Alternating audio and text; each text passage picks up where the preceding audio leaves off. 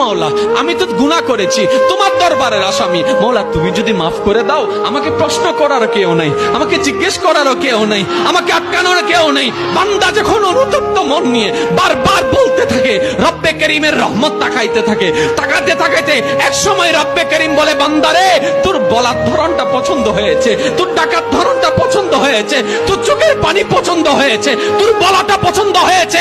এবার মাওলা বলে, আমি তোর সারা জীবনের কত গুনাহ করছিস? বান্দা বলে, মাওলা 40,000 পার হয়ে গিয়েছে। কেউ বলে যে মাওলা পাহাড় পরিমাণ হয়েছে, কেউ বলে যে মাওলা আসমান পরিমাণ হয়েছে। এবার মাওলা বলে যে আমি মাফ করে দিলাম, আমি মাফ করে দিলাম, আমি মাফ করে দিলাম, আমি মাফ করে দিলাম, আমি মাফ করে দিলাম, আমার বান্দাকে আমি মাফ করে দিলাম। ফেরেশতা বলে, মাওলা এত বড় গুনাহগার, এত বড় আসামি, হাজার গুনাহগার, হাজারটা গুনাহ তওবা করেছে একবার, মাফ চেয়েছে একবার, তুমি মাফ করে দিলা, তুমি মাফ করে দিলা। রব্বে করিম বলে, মাফ করব না তো কি করব?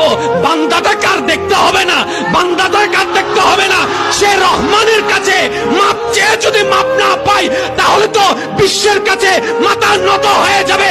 আরে সে রহমানের বান্দা, জাত্তার বান্দা না, যে রহমান হচ্ছে ইন্নাল্লাহ আলা কুল্লি শাইইন কাদির। সুবহানাল্লাহ।